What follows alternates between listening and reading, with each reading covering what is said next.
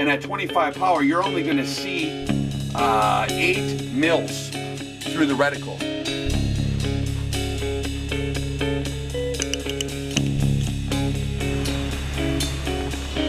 Okay, so we got this camera mount mounted onto our PM2. Effect for negatively affecting your shot.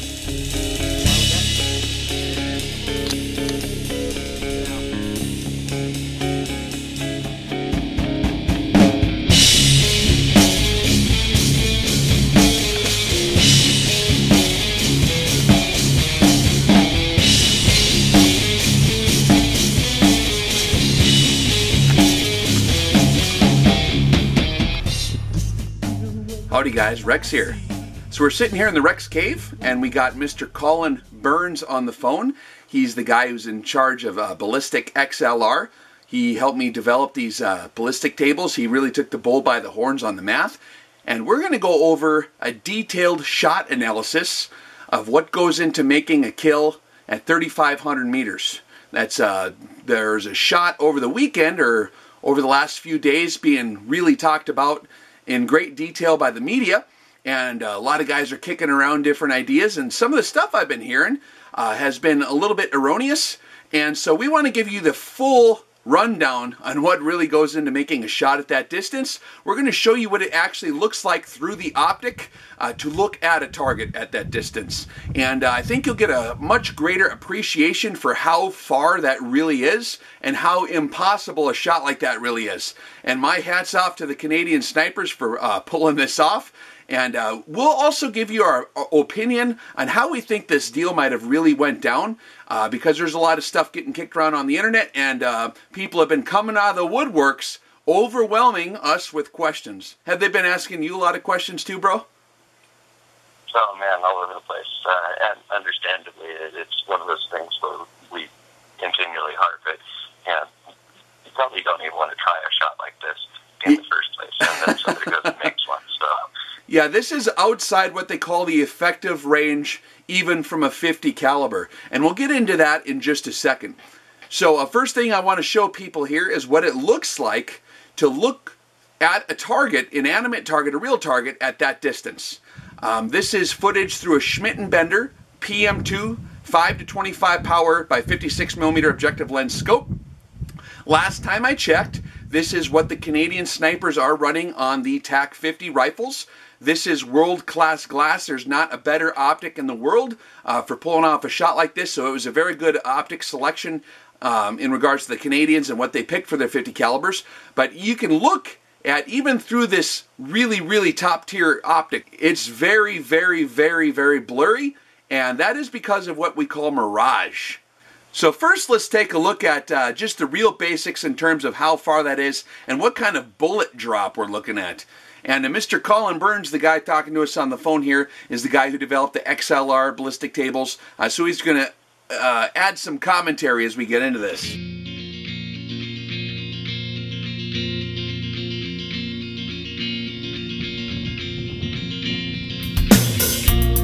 So first, let's take a look at just the real basics in terms of how far that is and what kind of bullet drop we're looking at.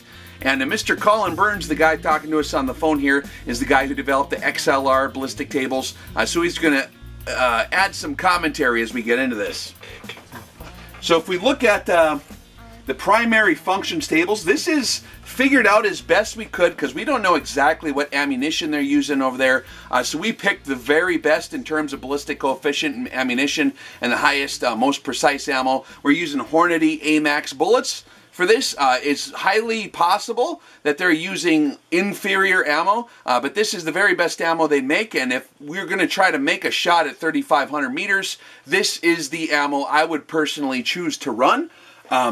Ballistic coefficient is over 1,000, which means it's an incredibly efficient round, and the muzzle velocity, what did we figure out on this table here, Colin?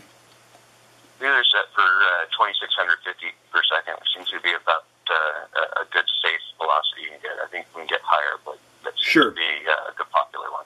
And then also, we're not sure exactly where this shot occurred. Iraq has some diverse geography and topography, but what did we figure for barometric pressure?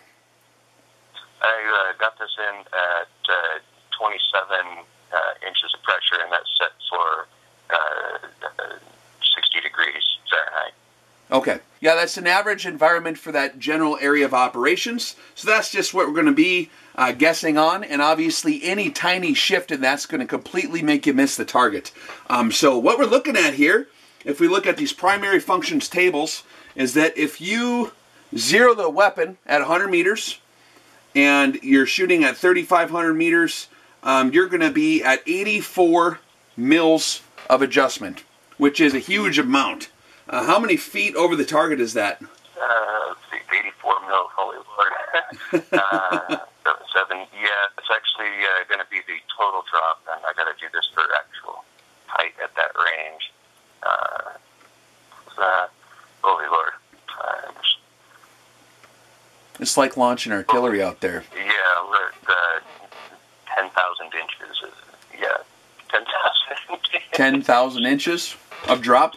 Yeah, so 800 feet of drop is what it's looking like, and the ordinal's coming in at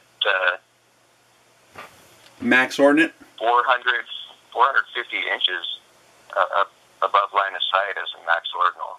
Okay. And so this drop is the total drop, which is a gravitational drop. Okay. That we have to consider. So yeah, we're looking at How far over the target? Dude, if you're going to do Kentucky windage, old school, which is not how the shot was obviously made, how far over the target are they aiming? You're looking at the top of a hill. It would seem around 400 feet, if I'm doing my math right. So it's going to be 400 feet over the top of the target that you're aiming. Now that's going to be basically impossible because that's going to be outside your field of view on that optic. You're not going to be able to do that very well. And so what we have here is, for people who are uninitiated in extreme long-range shooting, we have some equipment limitations.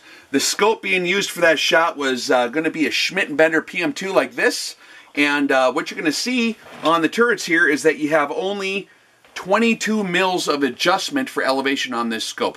Now, mils are an angular form of measurement, and you can go over the Sniper 101 series if you want to know what the heck we're talking about there. But 22 mils of adjustment, we need 84 mils?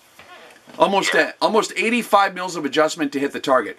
So you're going to be maxed out on the adjustment here. Also, on the McMillan Tac-50 rifles, they come with a 30-minute tilted scope base. So you're going to have your scope completely maxed out in terms of its elevation adjustment mechanically. And then when you look through one of these PM2s, when I'm backed off all the way on 5 power on the reticle, you can only see about 27 mils through this reticle as I'm looking at it now. So the target's still going to be below where you can even see in the reticle. So what I'm guessing if the Canadians were doing is they were running probably a more radically tilted base. There are specialized bases out there, scope bases, that'll give you even more of a tilt. So there's a lot of custom bases out there that are available that might give you the amount of elevation needed to even be able to see the target through the scope. I've seen some very specialized scope bases that you can get like 120, and on one I've seen 180 minutes angle. But even there, that's really specialized and not ultra precise because you have an adjustment mechanism inside. Right. So I'm betting that the way this ends up getting done is, he sees his target. He knows from a previous shot that may not have even been detected how far below he is, and he just picks a rock that far above his target and starts driving them in. So we're walking in the shots to the target, most likely in a scenario like this. So with specialized scope-based equipment, you can get the optic to get dialed in on target, or you can apply holdover at some point, depending on what kind of scope base they're running. And so that's the number one question people were asking about.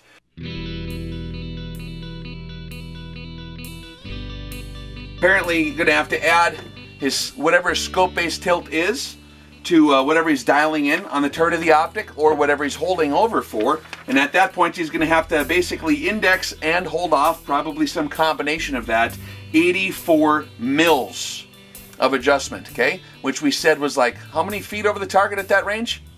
840 feet. Yep, that sounds about right. Drop a decimal. So if you're just applying Kentucky holdover on this, it's going to be over 800 feet above the target where you'd have to aim. Now, this guy obviously was using some specialized equipment, probably a very tilted scope base that would give him some huge boost in his elevation, in addition to the 22 mils of elevation available on the scope. And there are about 27 mils of visible of holdover available in this optic when it's cranked all the way back to 5 power. But assuming he's shooting at that distance, he's going to be zoomed in at, I'm guessing, maybe 25 power at that range.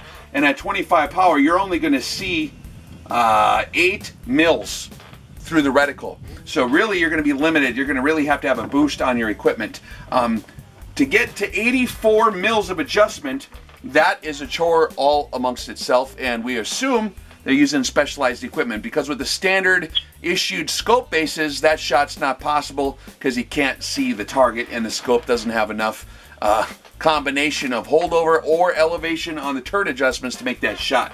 But assuming that that's all what went down, we can look at 84 mils of holdover, okay?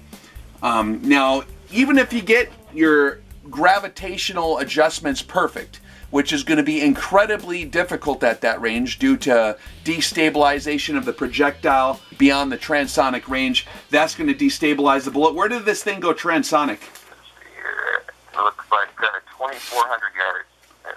It's hitting the transonic zone pretty deeply. 2,000 yards if you're going by the 1,200 foot per second rule pretty hard.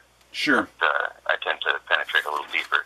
So right around 2,000, this bullet is very, very likely to begin to be completely dynamically destabilized, which means that it could very well go into a full tumble, or at the very least it's going to be have some radical, unpredictable yaw and wobble going through its trajectory, unless it maintains its tractability perfectly and everything was perfect in the way the rifle was chambered, axially aligned with the bore so that the bullet was not deformed. And so when everything's perfectly coming out of there, it's possible you can make it through the transonic zone at 2,000 if everything's absolutely perfect.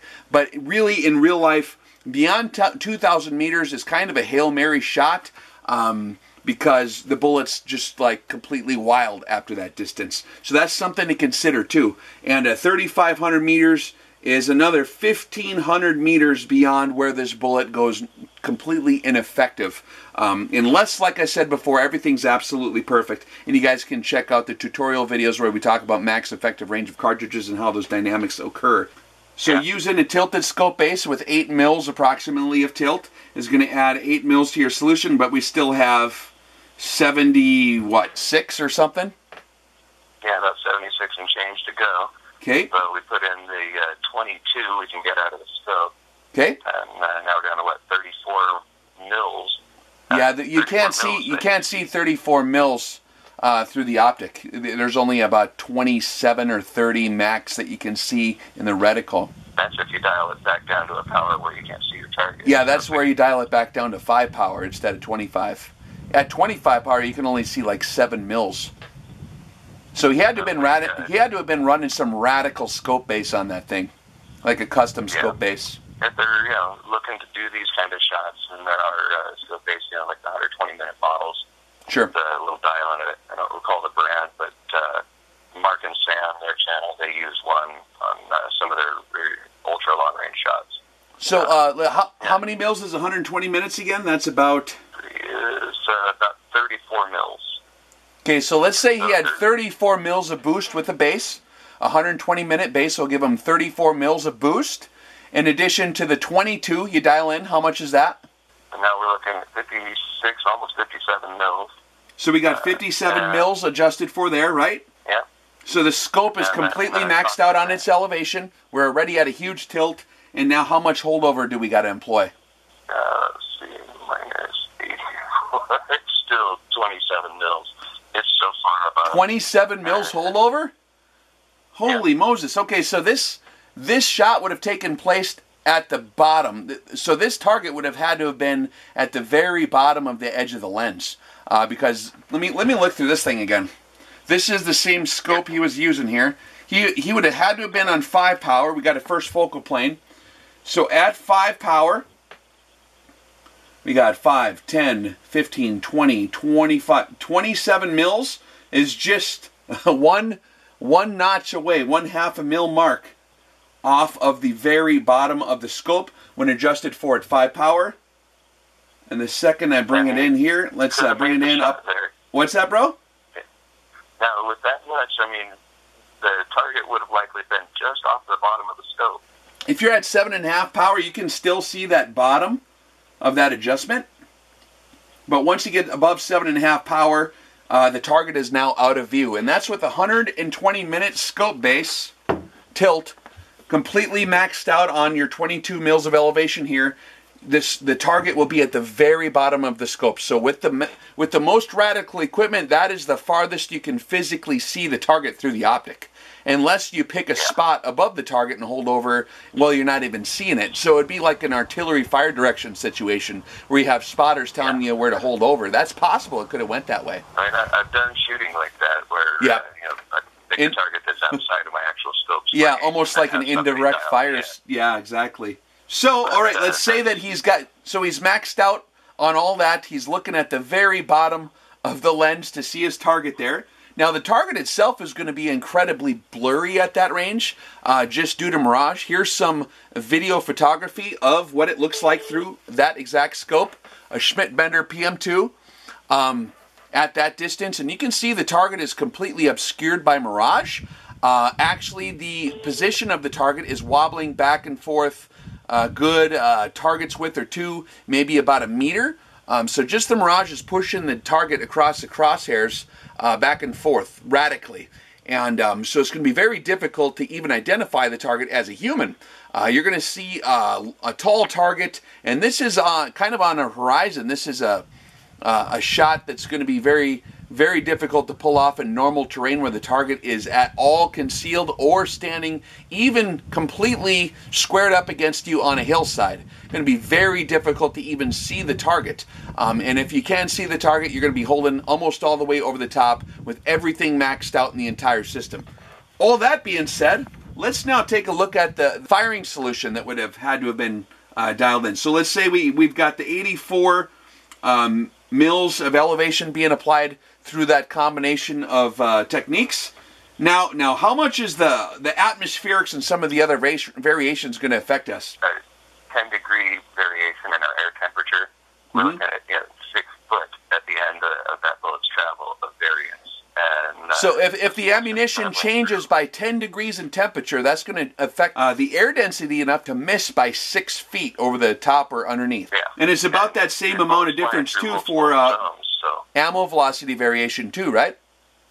Yeah, it's basically the same for that. So you're looking at now a compounded, if you stack all the variables at their maximum effect for negatively affecting your shot, then you've got 1.2 mils right there. That's good Lord, 5 minutes angle, like 70, and you're looking at 12 feet.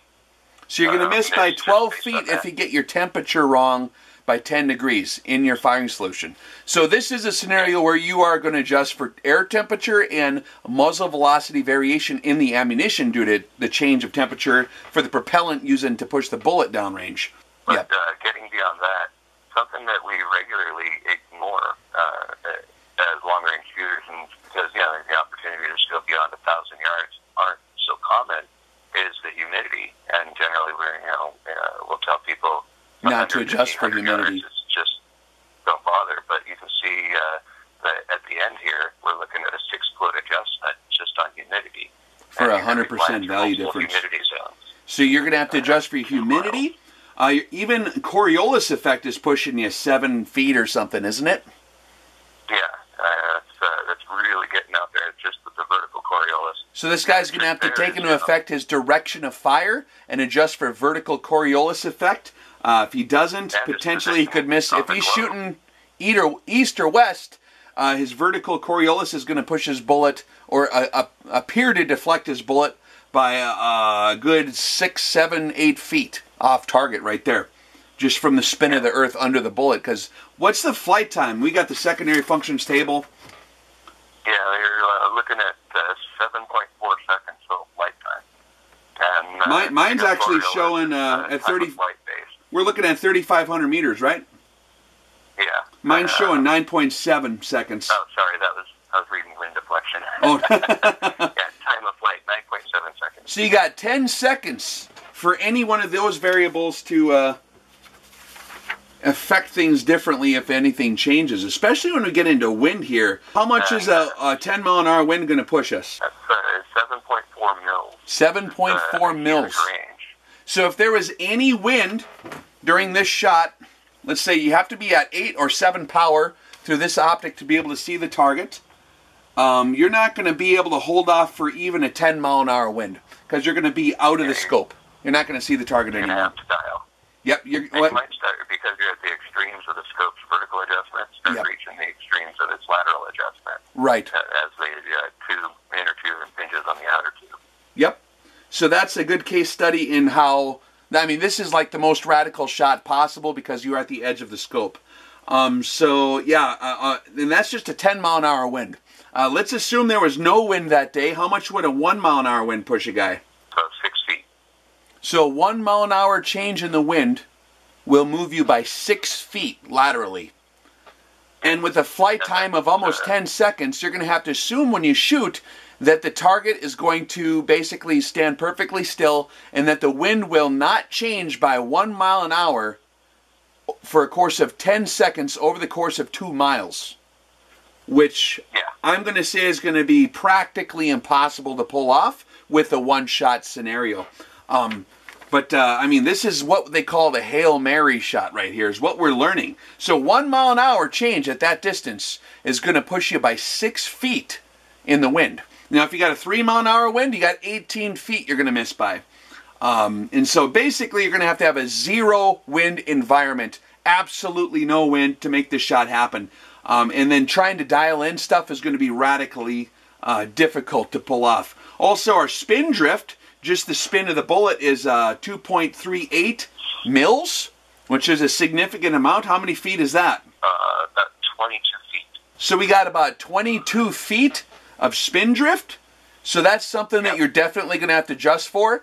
A lot of competition shooters who stay inside 1,200 yards don't even need to worry about that. But at this distance, that's why we do talk about it in the series, because at extreme ranges, you'll miss by 20-some feet if you don't adjust for your spin drift. Also, the horizontal Coriolis effect in the northern hemisphere is going to be. In what latitude did you figure for this? Did you figure the latitude of Iraq? Yeah, I checked Iraq, and it turns out it's about the same as where I'm at, around 34 degrees for roughly the... 34 degrees latitude, okay. Yeah, and it's not a very big country, so you're looking at 3 degrees total span. So your horizontal Coriolis drift is going to be 5 mils. And 5 mils at 3,500 meters is... almost 600 divided by 12. So you're looking at 50 feet, very roughly 49 and a half. Okay.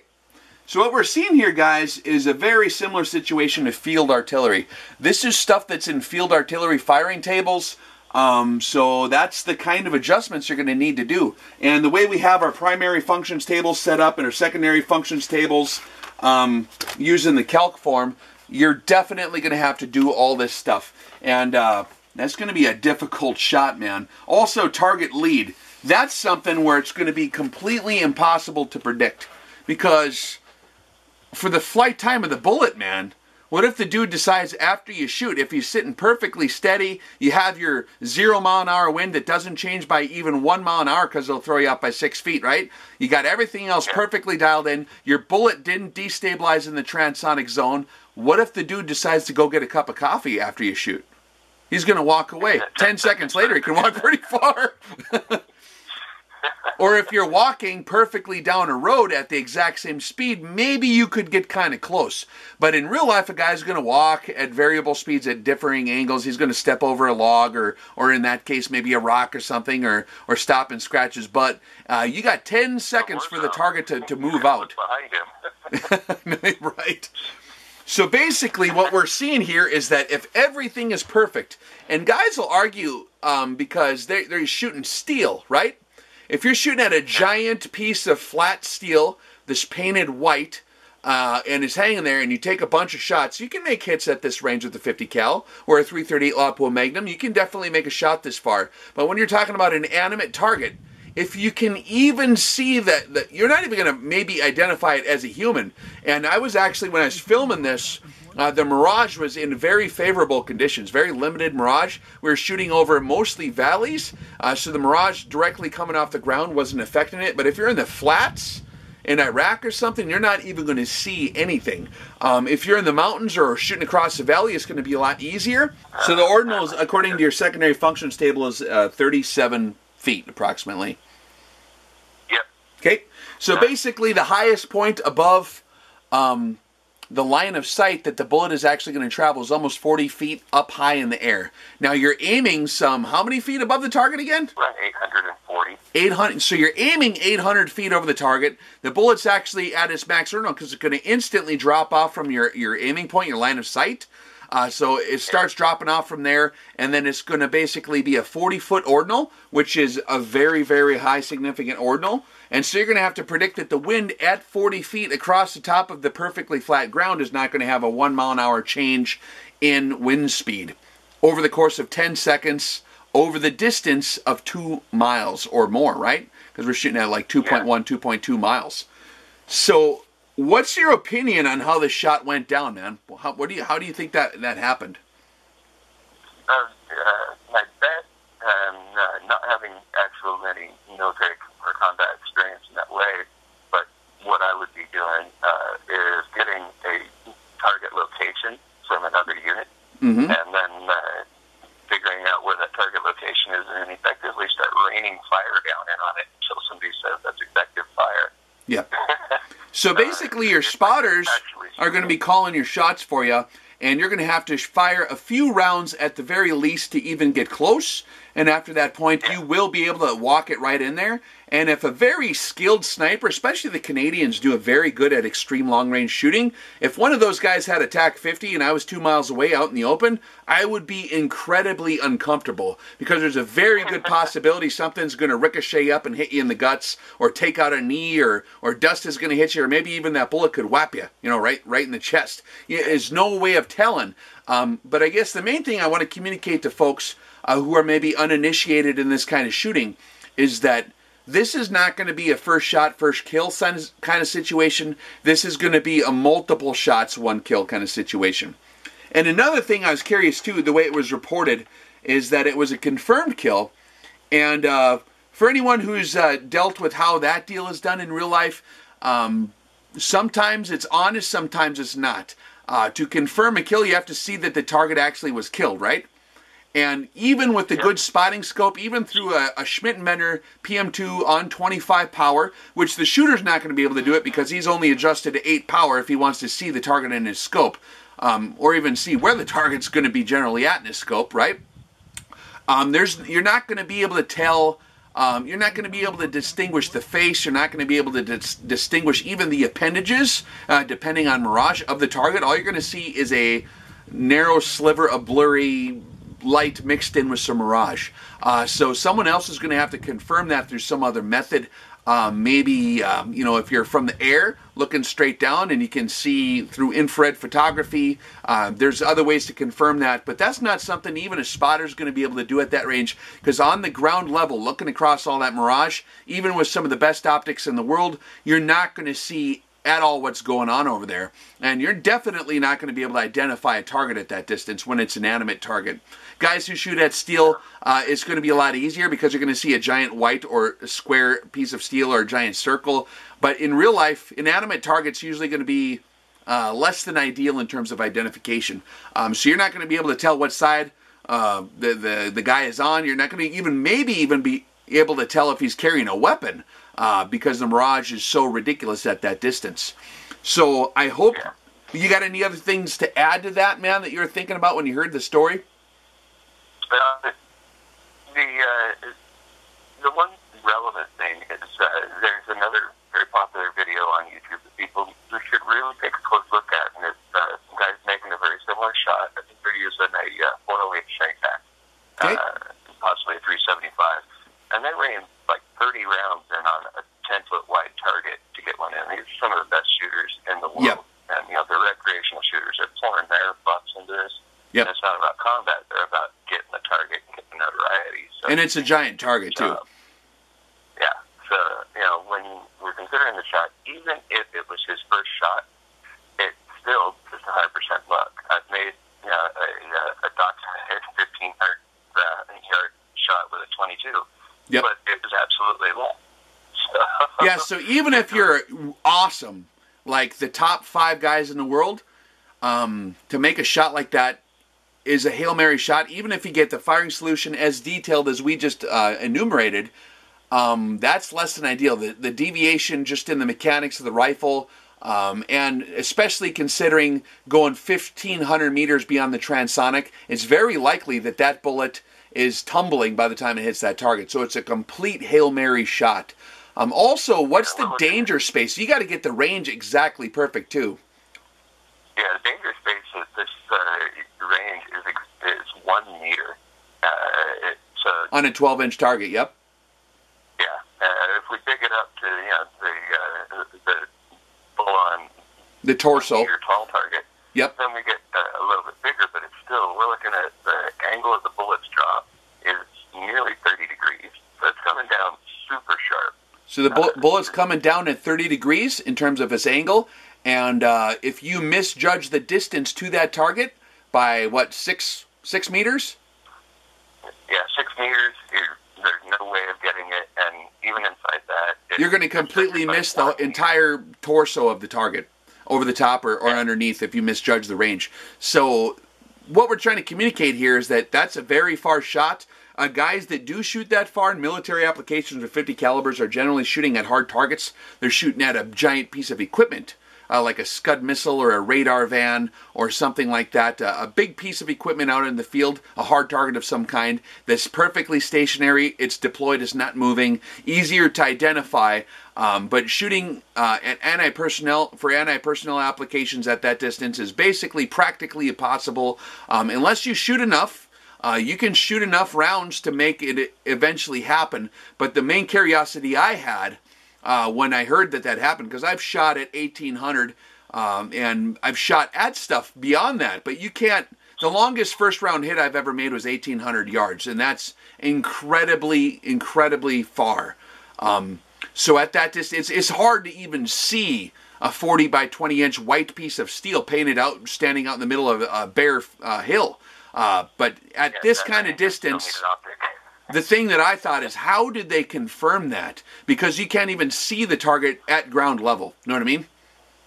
Yeah, and so that almost assures, particularly because it's 2 miles away and you're looking at a sniper, these guys are going to jump out of their hide. They just got done shooting at people. Right. And so I'm figuring they're probably going to stay low for a couple minutes, and whoever directed that fire in, they're very thankful for him in advance and took over the position. Or maybe it was a rich target environment inside the kill box, and you're going to eventually hit something.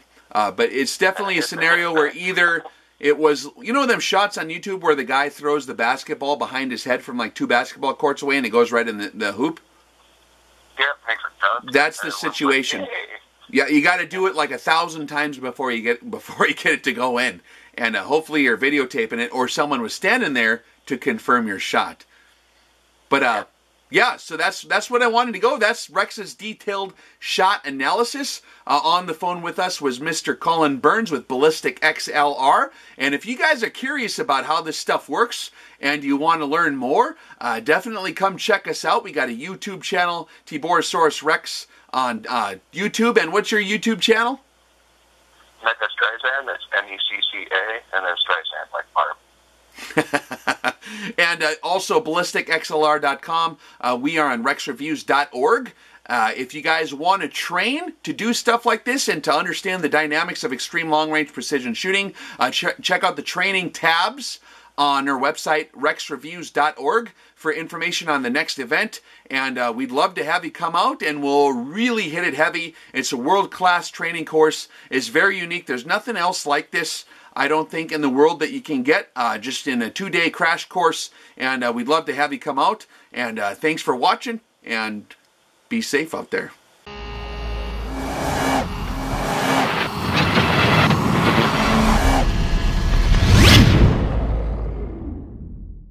basically, like we were talking about ad nauseum earlier, rifle configurations for different applications of fire. You got to consider the application and then select the rifle for that application. So how do we do that? How do we get a velocity figured out? How do I go all over the country and get my velocity figured out? Well, there's a really easy way to do this. Material that simulates paper. You can print it on a color laser printer or a black and white laser printer. You put one of these small barrels in the lathe, and I'll tell you, for the guys that work on them, there's some things that are inherent to machining that are hard to get rid of. Chatter is one of them. Vibration is one of them.